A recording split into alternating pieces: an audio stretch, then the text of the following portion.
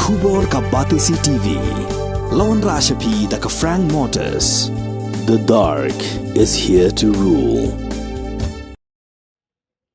Udaybor mitri khongla bat kadaka hi payaling do kilayo ban Khur ka nam best boxer kadba umarle ki suchang bat ke heini wan ki nangba kilayo ban Khur ka nam most promising boxer hakarin sa Ïakura ka balatep kum ka 5th all Jaiñtia open boxing championship arjar arpulai ya ka bala pelong da West Jaiñtia Boxing Association haringkat ke jingetre lang district sports officer West Jaiñtia Hills district.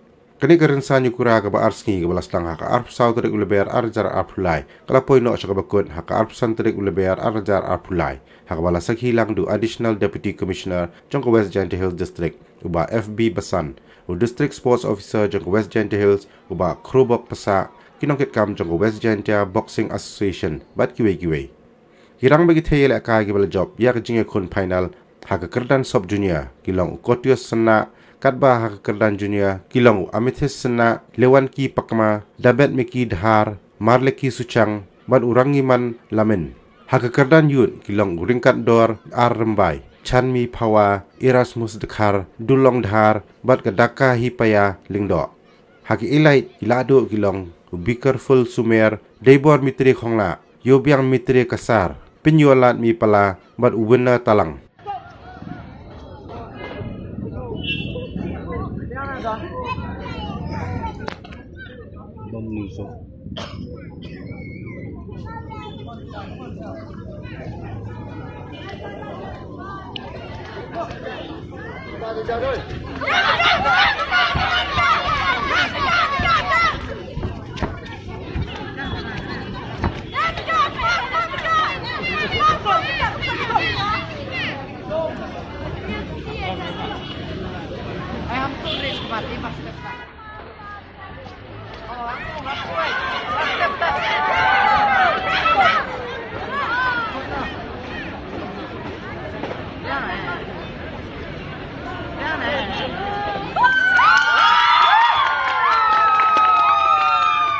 Decision of bout number 28, win on point.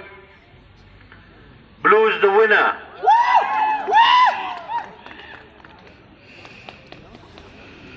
C1, women category 50 to 55.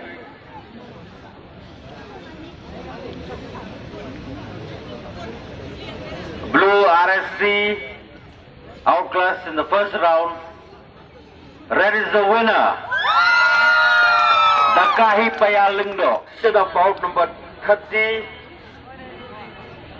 Win on point by unanimous decision. Blue is the winner. Goes to Shanbok Wardri.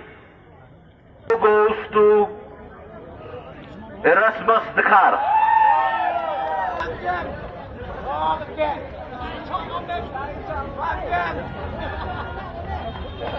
Silver medal goes to 60 to 64 kg.